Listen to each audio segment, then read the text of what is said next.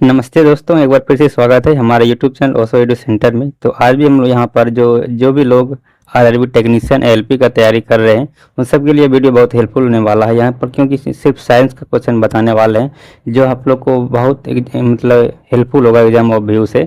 Science का यहाँ पर लगभग हम लोग 40-50 क्वेश्चन करेंगे और यहाँ पर न्यूमेरिकल को लेते हुए हम लोग चलेंगे। जितना भी यहाँ पर न्यूमेरिकल आने वाला है 40-50 क्वेश्चन में, और जो थ्योरेटिकल पार्ट आने वाला है उसको हम लोग डिटेल्स में यहाँ पर पढ़ेंगे। साइंस वाला पोर्शन आप लोग का अच्छी तरीके से यहाँ पर कवर होगा।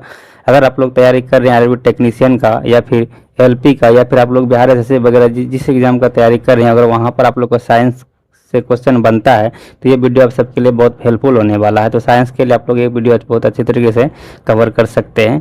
तो हम लोग यहाँ पर जो है 50-40 क्वेश्चन करेंगे, जो कि लगभग आप लोग को क्या होगा कि न्यूमेरिकल वगैरह सब उसमें इंक्लूड रहेगा। तो चलिए हम लोग बिना टाइम गए प्रश्न देखना स्टार्ट करते हैं साइंस का। तो हमारे यहाँ पर जो पोर्शन है हमारा यहाँ पर 51 नंबर प्रश्न से स्टार्ट होगा, क्योंकि ये आप लोग को पता है कि यहाँ पर जो सेट हम लिए हुए हैं ये सेट है आरआरबी टेक्नीशियन का और एएलबी का मिक्स जो टेस्ट जो होता है ये टेक्नीशियन का सेट है, लेकिन आपको जो है सभी एग्जाम के लिए इम्पोर्टेंट होगा। और जो यहाँ पर हमारा बात करें आरआरबी टेक्नीशियन का, जो यहाँ पर हमारा सेट होता है उसमें लगभग न्यू पैटर्न में 100 क्वेश्चन हो गया है। 100 क्वेश्चन में आप लोग को 25 क्वेश्चन हो जाता है मैथ का, 25 क्वेश्चन रीजनिंग का, और 40 क्वेश्चन साइंस का हो जाता है, और फिर 10 क्वेश्चन हो जाएगा आप लोग का जीके और करंट अफेयर से। तो इस प्रकार आप लोग देख सकते हैं टोटल 100 क्वेश्चन है और 100 मार्क्स का पूछा जाता है। टोटल आप लोग को 90 मिनट्स टाइम दिया जाएगा, मतलब 1.5 घंटा दिया जाएगा। उसी में आप लोग को ये 100 क्वेश्चन करना है, और ये एक ही एग्जाम लिया जाएगा आरआरबी टेक्नीशियन के लिए, और एक ही एग्जाम के मतलब एग्जाम के बेस पे कट ऑफ जाएगा और उसी पे मेरिट बनेगा सबका। तो ये आप लोग इसको अच्छी तरीके से कवर कीजिए। एक ही एग्जाम होगा, एक ही एग्जाम में सब कुछ होना है, तो आप लोग अच्छी तरीके से तैयारी कीजिए और बेस्ट अपना देने का कोशिश कीजिएगा। तो हमारे यहाँ पर फर्स्ट प्रश्न है 51 नंबर, देखिएगा। इसमें पूछा जा रहा है आप लोगों की पानी के अंदर की वस्तुओं को पता लगाने के लिए किस यंत्र का उपयोग करते हैं।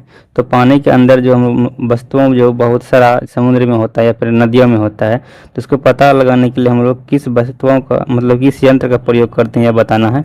तो 4 ऑप्शन यहाँ पर, एक लेजर हो गया, रडार हो गया, सोनार हो गया और स्कूबा हो गया। तो यहाँ पर जो हमारा राइट आंसर हो जाएगा वो हो जाएगा ऑप्शन नंबर सी, सोनार। तो सोनार का प्रयोग हम लोग जो है पानी के अंदर के वस्तुओं को पता लगाने के लिए करते हैं। और बात करें हम लोग सोनार का फुल फॉर्म, तो सोनार का स्पेलिंग आप लोग सबसे पहले जान लीजिए कैसे होता है, SONAR, सोनार।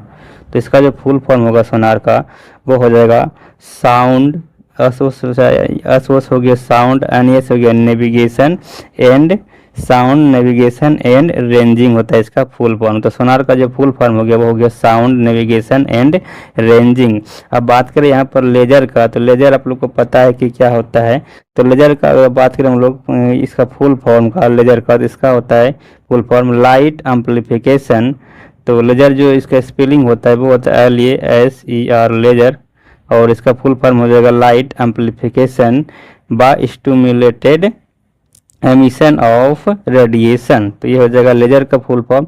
बात करें यहाँ पर हम लोग रडार का, तो रडार जो हमारा किस काम आता है, तो रडार का प्रयोग जो है वो क्या क्या क्या चीज़ में किया जाता है। आप लोग को पता है कि रडार जो है वो डॉपलर प्रभाव पर कार्य करता है, और जहाज़ों को डिटेक्शन के लिए इसका प्रयोग किया जाता है रडार का, और डॉपलर प्रभाव पर यह काम करता है। तो रडार का जो फुल फॉर्म होता है, सबसे पहले रडार को हम लोग लिखते हैं कैसे हैं, RADAR लिखते हैं रडार। तो इसका जो फुल फॉर्म होता है वो होता है रेडियो डिटेक्शन एंड रेंजिंग। इसका फुल फॉर्म होता है रेडियो डिटेक्शन एंड रेंजिंग। तो इतना आप लोग याद रखिएगा। और बात करें हम लोग इसका जो आविष्कार किया गया है, किसके द्वारा किया गया है, किसका आविष्कार, तो लेजर का आविष्कार की बात करें हम लोग, तो लेजर का जो खोज किया गया है वो किया गया है TS मेमोन के द्वारा। कब किया गया है, तो 1960 ईस्वी में किया गया है।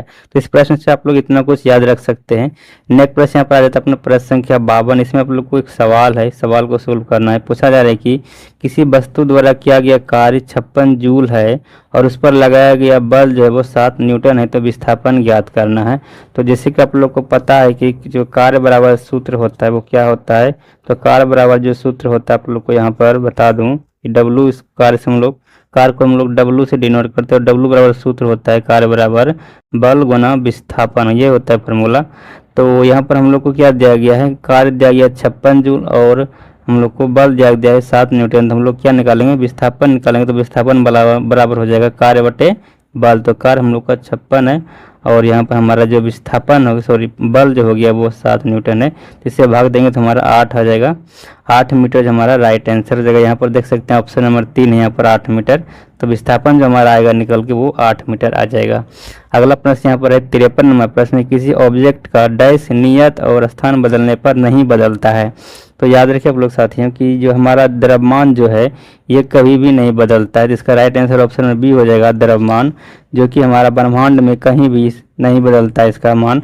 और यह एक अदिश राशि है। लेकिन बात करें हम लोग भार का, तो भार जो है वो हमेशा मतलब दूसरे ग्रह पर जाएंगे तो भार में क्या होता है, डिफरेंस होता है, क्योंकि ग्रह का गुरुत्वाकर्षण बल जो होता है वो अलग अलग होता है। जैसे हम लोग यहाँ पृथ्वी पर है, हमारा भार जो भी है उसका 1/6 गुना चंद्रमा पर भार होता है, ये भी आप लोग याद रख लीजिएगा। और बात करें हम लोग बुध ग्रह का, तो बुध ग्रह पर जो हमारा भार वो 38% हो जाता है, ये भी आप लोग याद रख लीजिएगा। अगले प्रश्न को हम लोग बढ़ेंगे। यहाँ पर 54 नंबर प्रश्न हमारा कि जब हम लोग एक गिलास पर रखे कार्ड को उंगली से धक्का दिया जाता है तो उस पर रखा सिक्का गिलास में गिर जाता है, यह कथन किस नियम को व्याख्यायित करता है। तो ये जो है आप लोगों को, जैसे कि हम लोग यहाँ पर बर्तन ले लेते हैं, ये हमारा गिलास है। अब यहाँ पर हम लोग कोई सामान रख देते हैं इस पर, इसके अंदर में, और इसके ऊपर में सिक्का रखा गया है, ठीक। तो यहाँ पर अगर हम लोग ये मान लेते हैं इस पर कागज ही या फिर कोई लकड़ी ही है और इसके ऊपर में सिक्का रखा, अगर इसको हम लोग पटाख से खींच लें तो ये सिक्का जो है, सिक्का कहाँ गिर जाएगा, इसमें बर्तन में गिर जाएगा, यहाँ पर अंदर आ जाएगा। तो इसका क्या कारण है, तो इसका कहीं गति का जड़त्व का नियम हो जाएगा, क्योंकि ये यहाँ पर सिक्का जो हमारा है ये स्थिर अवस्था में, तो ये स्थिर अवस्था में ही रहना चाहेगा। हमारा यहाँ पर नीचे वाला पोर्शन जो ये हट जाता है, तो स्थिर अवस्था होने के कारण ये डायरेक्ट यहाँ पर गिरेगा। तो इसका जो राइट आंसर हो जाएगा वो हो जाएगा जड़त्व का नियम के कारण यह होता है। तो ऑप्शन नंबर 2 प्रश्न का राइट आंसर हो जाएगा। ये आप लोग पता है कि जो जड़त्व का जो प्रथम नियम दिया गया है वो किसके द्वारा दिया गया है, वो गैलीलियो के द्वारा दिया गया है जड़त्व का नियम, ये भी आप लोग याद रख लीजिएगा। नेक्स्ट प्रश्न अपना यहाँ पर 55 नंबर प्रश्न, इसमें आप लोग पूछा जाएगा कि किसी वस्तु का संवेग डैश पर निर्भर करता है। तो आप लोग को पता है कि वस्तु का संवेग जो P बराबर सूत्र होता है वो होता है mv, मतलब द्रव्यमान गुना वेग होता है। तो यहाँ पर देख सकते हैं, यहाँ पर अपना ऑप्शन नंबर 3 है कि द्रव्यमान और वेग दोनों पर निर्भर करता है। तो इसका राइट आंसर हो जाएगा ऑप्शन नंबर 3, द्रव्यमान और वेग दोनों पर यह निर्भर करता है। नेक्स्ट प्रश्न को हम लोग बढ़ेंगे। नेक्स्ट प्रश्न अपने यहाँ पर 56 नंबर प्रश्न, इसमें आप लोग को पूछा जा रहा है कि निम्न में से कौन सा घर्षण बल के बारे में सही नहीं है, इनमें से कौन सा जब घर्षण बल के बारे में सही नहीं है बताना है। तो यहाँ पर हम लोग को दिया गया कथन 1, 4 ऑप्शन दिया गया। पहला ऑप्शन है कि घर्षण बल वह बल है जो संपर्क में दो सतहों के सापेक्ष गति का विरोध करता है, तो ये सही है। जो घर्षण बल का डिफिनेशन है ये सही है। अगला यहाँ पर दूसरा नंबर ऑप्शन है कि यह घर्षण बल वह घर्षण बल जो किसी तरह पर चलने या फिसलने का कार्य करता है, स्लाइडिंग घर्षण कहलाता है, ये भी सही दिया गया है। और हमारा यहाँ पर तीसरा ऑप्शन है कि मशीनों में घर्षण ऊर्जा का अपव्यय और टूट फूट कारण है। तो मशीनों में घर्षण और ऊर्जा का अपव्यय जब वो टूट फूट कारण, ये भी सही है। बात करें हम लोग चौथा नंबर ऑप्शन का, रोलिंग घर्षण स्लाइडिंग घर्षण की तुलना में अधिक होता है, मशीनों में बॉल बेयरिंग के घर्षण कम होता है। तो ये जो ऑप्शन है वो गलत दिया गया, इसको हम लोग अच्छी तरीके से समझते हैं। तो यहाँ पर हमारा जो चौथा ऑप्शन है इसमें कह रहे हैं कि, तो सबसे आप लोग जान लीजिए कि जो रोलिंग घर्षण होता है, रोलिंग घर्षण इसका मान सबसे कम होता है, रोलिंग घर्षण का मान सबसे कम होता है। और स्लाइडिंग घर्षण जो हमारा यहाँ पर इसको हम लोग बोलते हैं, और स्थिति घर्षण जो हमारा है, स्थिति घर्षण वो सबसे अधिक होता है उसका मान। तो याद रखिए लोग, रोलिंग घर्षण का मान सबसे कम होता है और स्थिति घर्षण का मान जो है वो सबसे अधिक होता है। तो यहाँ पर दिया गया है कि रोलिंग घर्षण की तुलना में ये स्लाइडिंग घर्षण की तुलना में रोलिंग घर्षण अधिक होता है। ये गलत दिया गया, क्योंकि रोलिंग घर्षण क्या होता है, सबसे कम वैल्यू होता है। तो स्लाइडिंग घर्षण से भी कम होगा रोलिंग घर्षण का वैल्यू। रोलिंग घर्षण वो बोलते हैं जैसे कि पहिया हमारा हो गया वो रोल करते हुए चल रहा है, तो उसको हम लोग रोलिंग घर्षण बोलेंगे। स्लाइडिंग घर्षण उसे बोलते हैं जो कि मतलब स्लाइड करते हुए चल रहा है, तो स्लाइडिंग घर्षण हो जाएगा। तो यहाँ पर रोलिंग घर्षण का वैल्यू जो है स्लाइडिंग घर्षण से कम होगा, ना कि अधिक होगा। तो ये गलत दिया गया था। और बात करें हम लोग बॉल बेयरिंग का, तो बॉल बेयरिंग क्या होता है, तो आप लोग बता दूं कि बॉल बेयरिंग जो हमारा है, यहाँ पर बॉल बेयरिंग लोटनी घर्षण को जो है सर्पी घर्षण में परिवर्तित कर देता है। तो लोटरिंग घर्षण जो है हमारा वो उसको परिवर्तित कर देता है किसमें, घर्षण, ये सर्पी घर्षण में, तो यहाँ पर हम अगर लौटनी घर्षण से सर्पी घर्षण में हम लोग जाएंगे तो क्या होगा कि जो हमारा घर्षण बल होगा उसका मात्रा बढ़ जाएगा, क्योंकि लोटनी घर्षण का मान जो होता है, मतलब रोली घर्षण का जो मान होता है वो सबसे कम होता है। जब उससे हम लोग जाएंगे घर्षण, ये सर्पी वाला घर्षण बल में, तो उसका मान जो क्या हो जाएगा, बढ़ जाएगा। लेकिन यहाँ पर कहा कि मशीनों में बॉल बेरिंग से घर्षण कम होता है, ये गलत दे दिया गया है। यहाँ पर बॉल बेरिंग के कारण घर्षण अधिक होगा, ये होना चाहिए। तो यहाँ पर हमारा चौथा ऑप्शन जो है वो गलत दिया गया है, तो इसका राइट आंसर ऑप्शन नंबर 4 ही हो जाएगा। नेक्स्ट प्रश्न यहाँ पर 57 नंबर प्रश्न है कि यदि पृथ्वी पर आपका वजन 38 किग्रा है तो बुध ग्रह पर आपका वजन कितना होगा। तभी जस्ट बताया हूँ कि जो हमारा पृथ्वी पर वजन है उसका 38% जो होता है वो बुध ग्रह पर हमारा वजन होता है। मान लेते हैं कि हमारा यहाँ पृथ्वी पर वजन जो है वो 100 kg है, तो हमारा वहाँ पर क्या होगा, बुध ग्रह पर जो वजन होगा वो 38 kg हो जाएगा। ठीक है, तो ये हमारे एग्जाम्पल के थ्रू हो गया यहाँ पर। लेकिन हम लोग को दिया गया है कि पृथ्वी पर वजन 38 किग्रा है, तो इसका हम लोग 38% निकालेंगे, 38 का 38% निकालेंगे तो इसको हम लोग गुना करने पर देखेंगे इसका जो राइट आंसर आ जाएगा वो 14.3 समथिंग आएगा। तो इसका राइट आंसर जो हो जाएगा वो ऑप्शन नंबर 4 हो जाएगा। इसे आप लोग कैलकुलेट कर सकते हैं। 38 का 38% मतलब 38/100, इसको हम लोग सोल्व करेंगे तो ये हो जाएगा क्या, 14.3 किलोग्राम लगभग। तो इसका राइट आंसर ऑप्शन नंबर 4 हो गया। इसे आप लोग अच्छी तरीके से समझिएगा। नेक्स्ट प्रश्न यहाँ पर है प्रश्न संख्या 58 कि हाइड्रोजन के जलने से संबंध प्रक्रिया है। तो हाइड्रोजन के जलने से संबंध प्रक्रिया कौन सा है, तो ये है ऑक्सीकरण। तो इसका राइट आंसर ऑप्शन नंबर 3 हो जाएगा। ऑक्सीकरण जो है वो हाइड्रोजन के जलने से संबंध एक प्रक्रिया है। तो 58 का राइट आंसर ऑप्शन नंबर 3 हो गया। आप लोग अच्छी तरीके से समझ में आ गया। बात करें यहाँ पर हम लोग हाइड्रोजन का परमाणु संख्या जो होता है वो कितना होता है, 1 होता है, और इसका द्रव्यमान संख्या भी 1 ही होता है। इसका खोज जो किया गया हाइड्रोजन का खोज है वो कैवेंडिश के द्वारा किया गया है। कब, तो 1766 ईस्वी में किया गया है। और इसका जो नाम है, हाइड्रोजन का नाम जो दिया गया है वो दिया गया है लेवोजियर के द्वारा। ये भी आप लोग याद रख लीजिएगा। नेक्स्ट प्रश्न की बात करें हम लोग, नेक्स्ट प्रश्न हमारा यहाँ पर 59 नंबर प्रश्न कह रहा है कि फेलिंग विलियन है। तो फेलिंग विलियन क्या होता है ये बताना है। तो साथियों बता दूं आप लोग कि फेलिंग विलियन जो एक अमोनियकल कॉपर सल्फेट होता है। तो अमोनियकल कॉपर सल्फेट भी हम लोग फेलिंग विलियन कहते हैं। इसका राइट आंसर ऑप्शन नंबर ये हो जाएगा। और बात करें हम लोग इसका प्रयोग जो है, इसका प्रयोग जो किया जाता है फेलिंग विलियन का, वो एल्डिहाइड एवं कीटोन समूह को अंतर का पता लगाने के लिए किया जाता है। जैसे कि हम लोग को पता है कि एल्डिहाइड जो समूह होता है वो CH होता है, CHO, और यहाँ पर सिंगल बॉन्ड है, और कीटोन समूह जो होता है वो उसका संकेत CO होता है। तो यहाँ पर इन दोनों के बीच जो अंतर है उसका डिफरेंस पता करने के लिए फेलिंग विलियन का ही प्रयोग करते हैं। और इसलिए इस फेलिंग विलियन का प्रयोग इस दोनों का अंतर प्राप्त करने के लिए इसलिए करते हैं क्योंकि जब इस विलियन में हम लोग इस विलियन के साथ जब हम लोग एल्डिहाइड को मिलाते हैं तो ये लाल रंग देता है, जबकि हम लोग कीटोन को मिलाते हैं तो ये रिएक्शन ही नहीं करता। इससे हम लोग डिफरेंस दोनों में फाइंड कर सकते हैं। तो इतना आप लोग याद रखिएगा। बाकी बाद आप लोग ये भी याद रखिएगा कि फेलिंग विलियन का उपयोग हम लोग औषधि निर्माण में भी करते हैं और विद्युत लेपन में भी होता है इसका निर्माण, उपयोग। तो इसे भी आप लोग याद रख लीजिएगा। अगला प्रश्न यहाँ पर प्रश्न संख्या 60 है। प्रश्न संख्या 60 में आप लोग को पूछा जा रहा है कि 250 मिलीग्राम H2SO4 विलियन में H+ हाइड्रोजन आयन की संख्या क्या है। तो इसका संख्या प्राप्त करने के लिए आपको क्या करना पड़ेगा, जो हमारा मिलीलीटर में दिया गया है। तो यहाँ पर इसका जो फार्मूला होता है वो होता है, आप लोग को यहाँ पर एक अलग पेज लेकर बता देता हूँ इसका सॉल्यूशन। तो हमारा यहाँ पर फार्मूला होता है हाइड्रोजन आयन की संख्या, मतलब H+ की संख्या बराबर जो होता है हमारा फार्मूला वो होता है दिया गया जो आयतन है, दिया गया मिलीलीटर में आयतन, दिया गया मिलीलीटर में आयतन बटे 1000 मिलीलीटर आयतन, 1000 मिलीलीटर आयतन गुना हमारा एवोगाड्रो संख्या का जो मान होता है वो एवोगाड्रो को हम लोग A से डिनोट करते हैं, इसे याद रखिएगा। और इसको यहाँ पर बिंदु दे सकते हैं एवोगाड्रो संख्या को।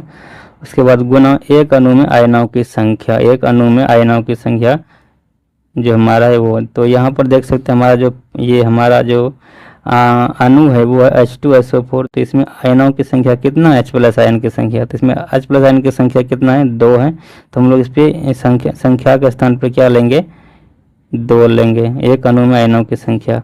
अब इसको हम लोग सोल्व करेंगे तो दिया गया है मिलियन में जो मिलीलीटर हमारा आयतन दिया गया है वो कितना दिया गया है, 250 मिलीलीटर दिया गया है। तो इसके जगह पर हम लोग 250 लेते हैं और नीचे में हमारा 1000 हो जाएगा। फिर आप लोग को बता दूं कि यहाँ पर एवोगाड्रो नंबर का जो वैल्यू होता है, एवोगाड्रो संख्या बराबर जो होता है वो होता है 6.022 गुना 10 to the power 23 होता है। और गुना करेंगे हम लोग आयनों की संख्या, हमारा यहाँ पर 2 आयन था H2SO4 में, H प्लस आयन की संख्या 2 है। तो इसको हम लोग जब सोल्व करेंगे तो हमारा जो वैल्यू आ जाएगा वो आ जाएगा 3.0115 गुना 10 to the power 23 H plus ion आ जाएगा। तो इसका राइट आंसर यहाँ पर देख सकते हैं कौन सा ऑप्शन मैच कर रहा है अपना, यहाँ पर ऑप्शन नंबर 2 देख सकते हैं हमारा मैच कर रहा है 3.115 गुना 10 H प्लस आयन। इसका राइट आंसर ऑप्शन नंबर 2 हो जाएगा। नेक्स्ट प्रश्न हम लोग आगे बढ़ेंगे। अगला प्रश्न यहाँ पर है प्रश्न संख्या 61। इसमें आप लोग को क्या करना है, मिलान करना है। एक साइड में आप लोग को कुछ माप यंत्र दिया गया और दूसरे साइड में क्या मापता है वो दिया गया, तो मिलान करना है। तो आप लोग बता दो हाइग्रोमीटर जो हमारा हाइग्रोमीटर का माप करते हैं क्या चीज़ का, तो इसका हम लोग हाइग्रोमीटर से मापते हैं वायुमंडलीय आर्द्रता। और स्फिग्मोमैनोमीटर जो है इससे हम लोग रक्तदाब मापते हैं। तो रक्तदाब हम लोग किस पे मापते हैं, स्फिग्मोमैनोमीटर से। और बोलोमीटर जो है बोलोमीटर से हम लोग मापते हैं विकिरण ऊर्जा। फिर पायरोमीटर से हम लोग मापते हैं उच्च ताप। तो इसको मिलान करने पर देखते हैं कौन सा ऑप्शन मैच कर रहा है। तो ए का हो गया 2, ए का 2 हो गया, फिर बी का 4, तो बी का 4 इसका जो राइट आंसर हो जाएगा। फिर सी का हमारा 1 है, सी का 1, तो इसका राइट आंसर ऑप्शन नंबर 3 हो जाएगा। तो इस प्रकार आप लोग देख सकते हैं यहाँ पर किस प्रकार मिलान क्या और क्या का है, तो इसको समझ सकते हैं आप लोग। अगले प्रश्न हम लोग बढ़ते हैं। अगला प्रश्न यहाँ पर 62 नंबर प्रश्न। इसमें आप लोग को पूछा जा रहा है कि एक व्यक्ति कृत्रिम उपग्रह में भारहीनता का अनुभव करता है क्योंकि पृथ्वी के गुरुत्वाकर्षण के कारण लगा आकर्षण बल क्या होता है, तो ये बताना है। तो आप लोग बता दूं ये जो बल होता है आकर्षण बल वो होता है अभिकेंद्र बल के बराबर होता है, इसीलिए। तो ऑप्शन नंबर 3 प्रश्न का राइट आंसर हो जाएगा। अगला प्रश्न यहाँ पर 63 नंबर प्रश्न है। इसमें आप लोग को कहा जा रहा है कि शिकार परभक्षियों या बाधाओं का पता लगाने के लिए चमगादड़ अथवा डॉल्फिन का परिघटना का प्रयोग करते हैं। तो क्या जिसका किस घटना का प्रयोग करते हैं, तो ये प्रतिध्वनि का निर्धारण प्रतिरोध करते हैं प्रयोग करते हैं। तो प्रतिध्वनि का कारण ही है ये चमगादड़ और डॉल्फिन जो अपना मतलब क्या कहते हैं शिकारी पक्षियों का पता करता है। क्योंकि अगर ये अपना आवाज़ निकालता है उसके बाद वहाँ पर जो उसका आवाज़ लड़के उसके पास आता है, शिकारियों के पास से लड़के, तो उसी ध्वनि के मतलब ध्वनि से पता लगा लेते हैं ये चमगादड़ और डॉल्फिन। तो इसी को हम लोग बोलते हैं प्रतिध्वनि का निर्धारण। इसका राइट आंसर ऑप्शन नंबर 3 हो जाएगा, इससे आप लोग याद रखिएगा। अगला प्रश्न यहाँ पर प्रश्न संख्या 64। इसमें पूछा जा रहा है वो पूर्ण प्रत्यास्थ वस्तु है। तो अभी तक आप लोग को बता दूं प्रकृति में पूर्ण प्रत्यास्थ वस्तु पूरा एक भी नहीं है। तो इसका राइट आंसर इनमें ये 4 हो जाएगा कि इनमें से कोई नहीं। मगर बाद आप लोग को बता दूं कि फिर भी अगर पूछा जाए कि सबसे अधिक प्रत्यास्थ किसका होता है, तो याद रखिए आप लोग क्वाड जो हमारा यहाँ पर होता है क्वार्टज, इसका जो प्रत्यास्थ होता है वो सबसे अधिक होता है। बाकी बात आप लोग यहाँ पर जो पूछा गया पूर्ण प्रत्यास्थ वस्तु क्या है, तो अभी तक विश्व में कोई भी पूर्ण प्रत्यास्थ वस्तु नहीं प्राप्त हुआ है। तो इसका राइट आंसर इनमें से कोई नहीं हो जाएगा। अगला प्रश्न यहाँ पर 65 नंबर प्रश्न पूछा जा रहा है कि इनमें से सबसे अधिक उष्मीय क्षमता वाला है। तो आप लोग बता दें सबसे अधिक उष्मीय क्षमता जो होता है वो किसका होता है, तो वो जल का होता है। इसका राइट आंसर ऑप्शन नंबर 2 हो जाएगा। नेक्स्ट प्रश्न अपने यहाँ पर प्रश्न संख्या 66। इसमें आप लोग को पूछा जा रहा है 66 नंबर प्रश्न में कि पानी में हवा का बुलबुला वैसे ही काम करता है जैसे करता है। तो पानी में बुलबुला जो हमारा यहाँ पर पानी में हवा का बुलबुला है जो वो अवतल लेंस की तरह कार्य करता है। इसका राइट आंसर ऑप्शन नंबर 4 हो जाएगा।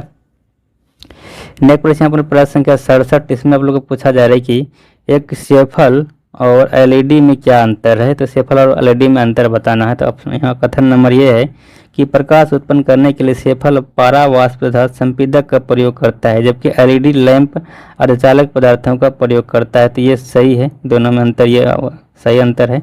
दूसरा ऑप्शन यहाँ बी नंबर है। दूसरा कथन है कि सेफल की औसत जीवन अवधि एलईडी लैंप से अधिक होती है। तो ये गलत दिया गया। तो सेफल का जो औसत जीवन अवधि होता है वो एलईडी लैंप से कम होती है, अधिक नहीं होती, ये गलत दिया गया है। और यहाँ पर तीसरा कथन अपना है कि एलईडी लैंप की तुलना में सेफल कम ऊर्जा खपत में सक्षम है। तो एलईडी लैंप की तुलना में सेफल कम ऊर्जा नहीं लेती बल्कि ज़्यादा ऊर्जा लेती थी, ये भी गलत दिया गया है। तो हमारे यहाँ पर केवल ये हो जाएगा सही, ऑप्शन नंबर ये इसका राइट आंसर हो जाएगा। अगला प्रश्न यहाँ पर है प्रश्न संख्या 68। इसमें आप लोग को पूछा जा रहा है कि जब अर्धचालक की डोपिंग की जाती है तो क्या होता है। तो आप लोग बताएं जब अर्धचालक हम लोग डोपिंग करते हैं मतलब उसमें कुछ मिलाते हैं तो उसकी चालकता बढ़ जाती है और प्रतिरोधकता क्या होता है घट जाती है। तो ये दोनों गलत है और हमारा कथन 1 और 4 सही। तो इसका राइट आंसर हो जाएगा 1 एंड 4 वाला कथन सही होगा। तो जो यहाँ पर ऑप्शन हमारा हो जाएगा राइट आंसर, वो हो जाएगा ऑप्शन नंबर 4। यहाँ पर देख सकते हैं ऑप्शन नंबर 4 हमारा यहाँ पर है कि 1 और 4 ये सही है।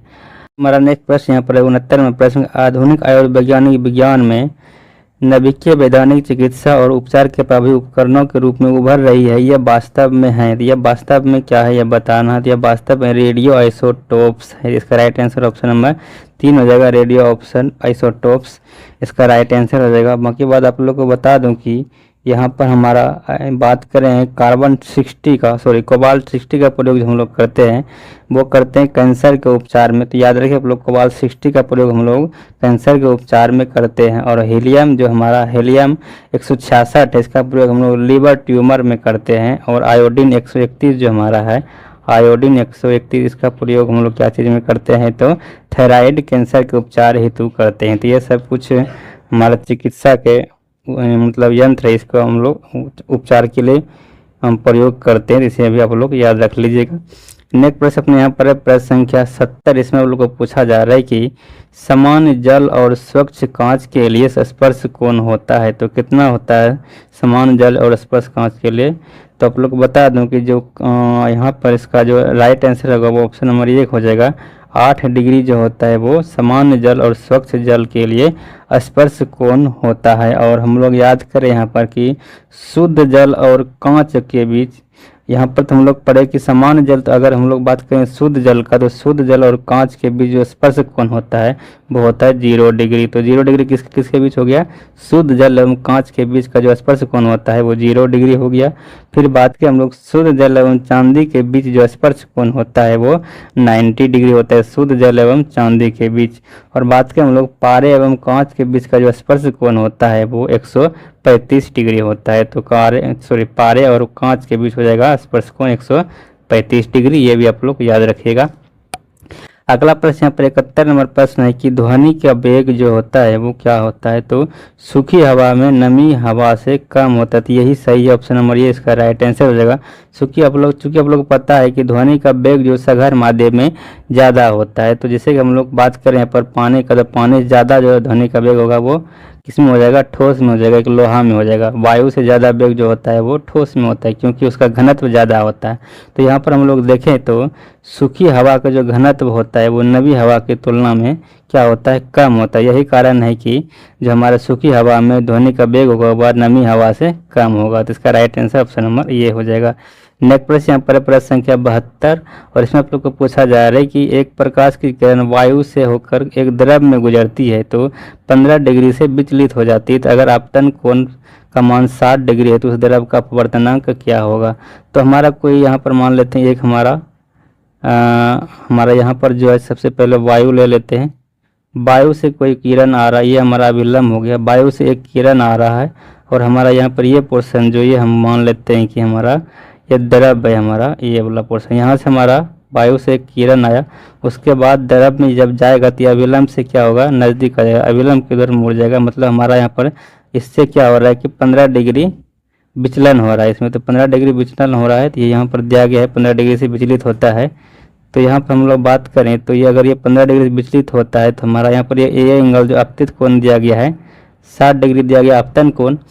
तो यहाँ पर हमारा ये 15 डिग्री, तो ये वाला कोण हो जाएगा कितना, 45 डिग्री। तो हमारा परावर्तन कोण जो हो जाएगा वो अपवर्तित कोण जो होगा वो 45 डिग्री होगा। तो मतलब हमारा यहाँ पर आपतित कोण जो हो गया वो I बराबर 60 डिग्री हो गया और अपवर्तन कोण R बराबर हो गया 45 डिग्री। तो इसके हम लोग जानते हैं कि अपवर्तनांक बराबर जो फार्मूला होता है स्नेल का नियम से, अपवर्तनांक बराबर फार्मूला जो होता है वो होता है sin I बटे sin R होता है। ये भी आप लोग जानते होंगे, अपवर्तनांक बराबर फार्मूला होता है sin I बटे sin R। और sin I मतलब sin 60 डिग्री हो गया हमारा, I बराबर 60 डिग्री दिया गया है।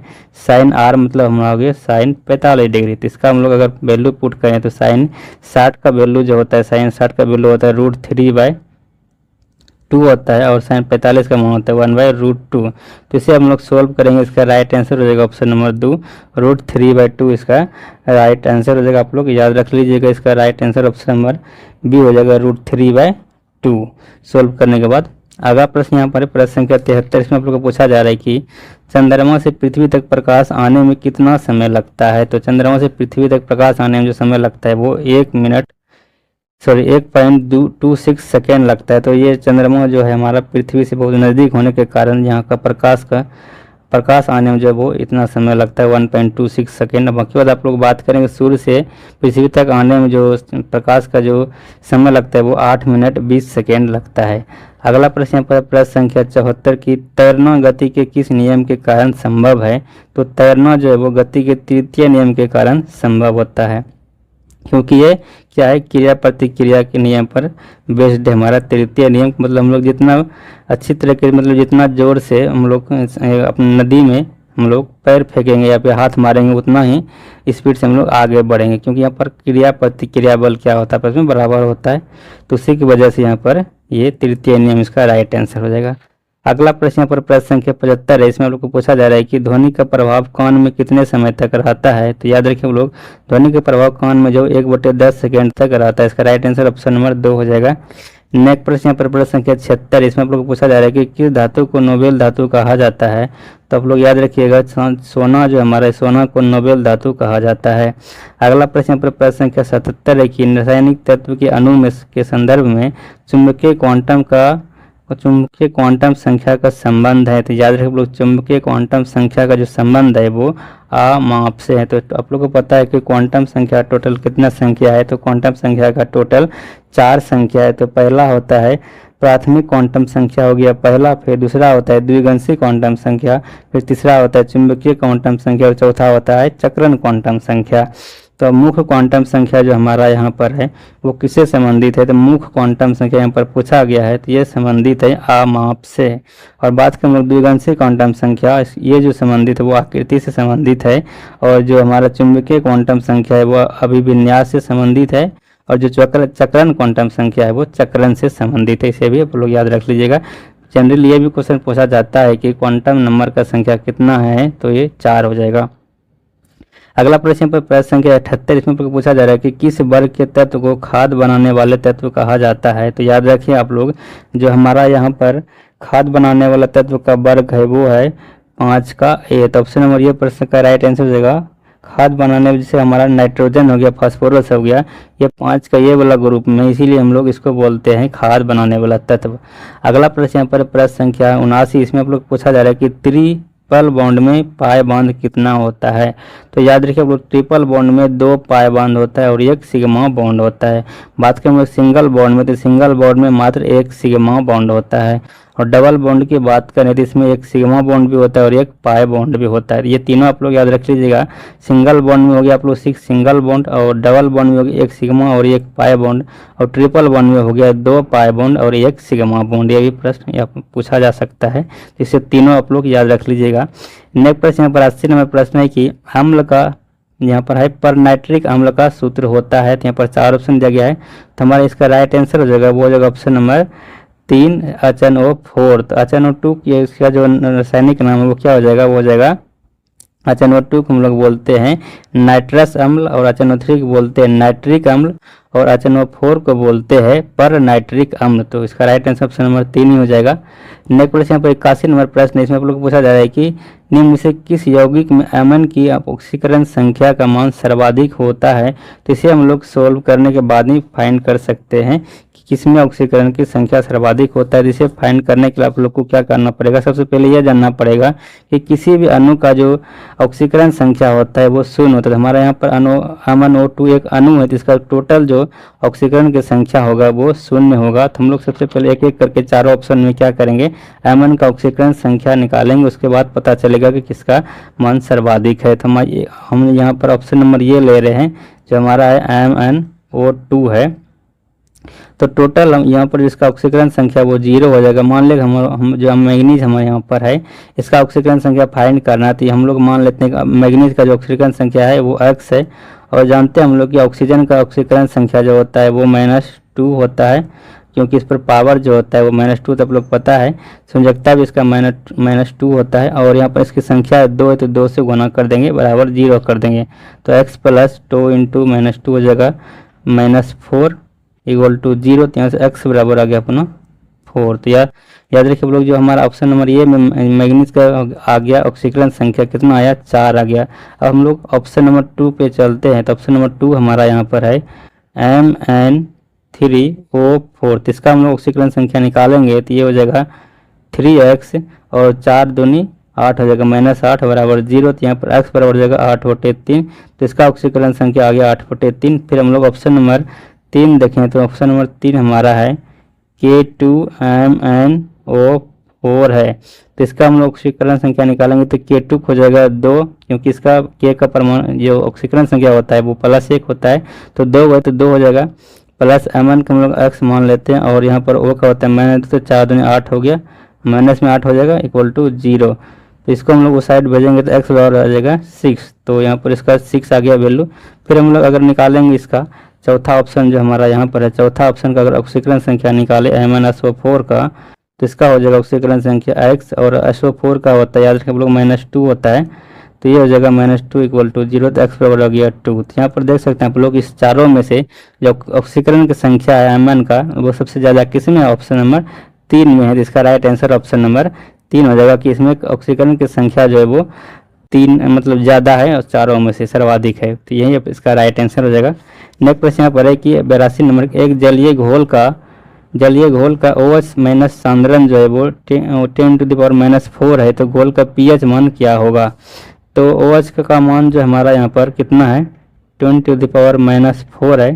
दैट मीन्स हमारा यहाँ पर क्या दिया गया है, यहाँ पर आप लोग समझ सकते हैं डिटेल्स में जो हमारा यहाँ पर दिया गया है वो दिया गया OH सांद्रण, OH का जो सांद्रण दिया गया है OH- का वो दिया गया 10⁻⁴ दिया गया है।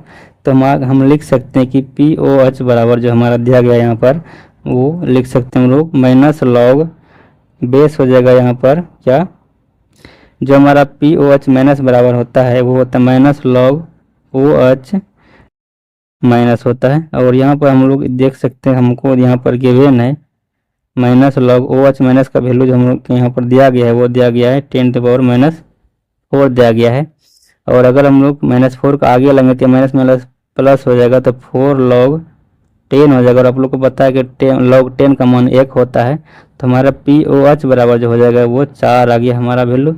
अब हम लोग जानते हैं कि POH + pH बराबर होता है कितना, 14 होता है। हम लोग को फाइंड करना क्या है, pH फाइंड करना है। तो pH बराबर हो जाएगा, pH हम लोग को 4 आ गया है तो pH बराबर हो जाएगा 14 - 4 दैट मीन्स 10 हो जाएगा। तो हमारा pH वैल्यू जो हो जाएगा वो हो जाएगा 10। तो यहाँ पर इसका जो राइट आंसर हो जाएगा वो क्या हो जाएगा, ऑप्शन नंबर 3 हो जाएगा 10। तो यहाँ पर पूछा गया था pH मान, तो इसका जो pH मान हो जाएगा वो 10 हो जाएगा। आप लोग अच्छी तरीके से समझ में आया होगा।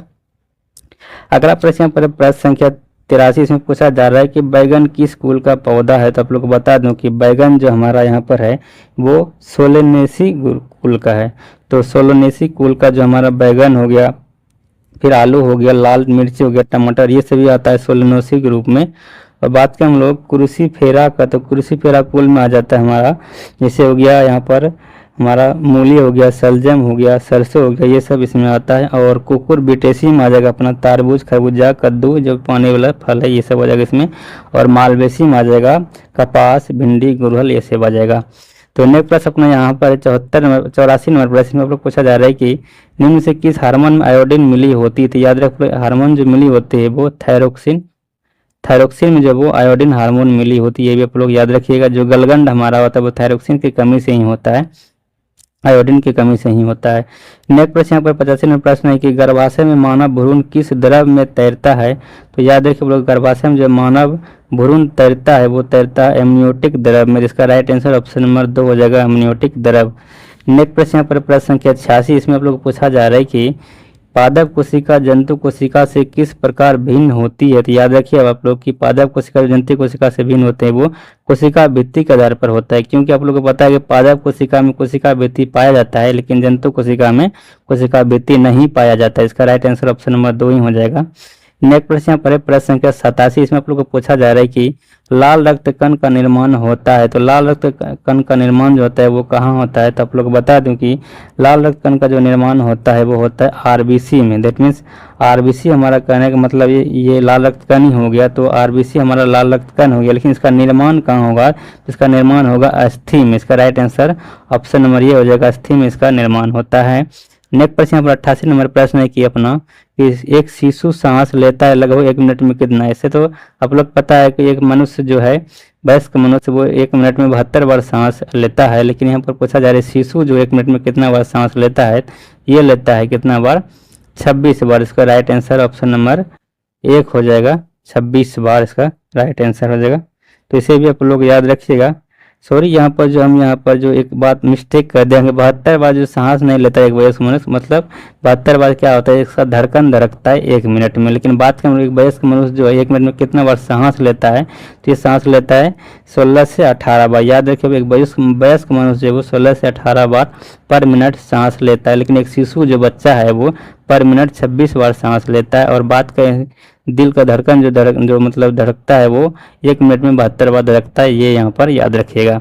अगला प्रश्न पर प्रश्न संख्या 89। इसमें आप लोग पूछा जा रहा है कि साइकिल चलाने के दौरान शरीर का संतुलन मस्तिष्क का कौन सा भाग रखता है। तो याद रखिए आप लोग, शरीर का संतुलन के लिए जो प्रयोग होता है वो सेरिबेलम का होता है। और बात करें यहाँ पर सेरिब्रम का, सेरिब्रम का मुख्य कार्य है ज्ञान, बुद्धि, तर्क शक्ति, स्मरण आदि का नियमन करना है, ये सेरिब्रम का काम हो गया।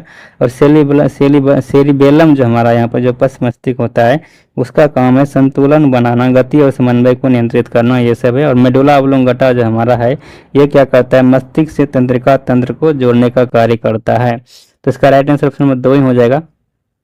नेक्स्ट प्रश्न यहाँ पर प्रश्न संख्या 90। इसमें आप लोग को पूछा जा रहा है प्रश्न संख्या 90 में कि किस विटामिन की कमी से नपुंसकता आती है। तो यह आती है विटामिन ई के कमी से, जिसका रासायनिक नाम होता है टोकोफेरॉल। और इसका जो उपचार करने के लिए हम लोग क्या करते हैं, अंकुरित अनाज वगैरह खाते हैं। और विटामिन डी का जो रासायनिक नाम है वो कैल्सीफेरॉल हो जाएगा। इसे हम लोग हार्मोन भी कहते हैं। एकमात्र विटामिन डी है जिसको हम लोग हार्मोन भी कहते हैं। और ये प्राप्त होता है हमको प्राकृतिक रूप से सूर्य के प्रकाश से प्राप्त होता है। और यह हमारा विटामिन सी जो है जिसका रासायनिक नाम है स्कॉर्बिक अम्ल, और इसकी कमी से जो स्कर्वी बीमारी होता है। और विटामिन ए जो हमारे इसकी कमी से रतौंधी होता है, इसका रसायन वैज्ञानिक नाम है रेटिनॉल। तो यहाँ पर हम लोग टोटल 40 साइंस का क्वेश्चन कर लें, जो कि बहुत इंपॉर्टेंट सब था। आशा करते हैं सभी प्रश्न आप लोग को समझ में आया होगा और अच्छा भी लगा होगा। तो पिछले आप लोग क्या कीजिएगा, इसी प्रकार बने रहिएगा वीडियो में लास्ट तक, और एक एक क्वेश्चन को अच्छी तरीके से समझने का प्रयास कीजिएगा।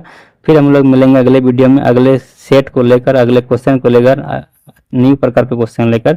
तब तक के लिए धन्यवाद, फिर मिलेंगे नेक्स्ट वीडियो में। Thank you.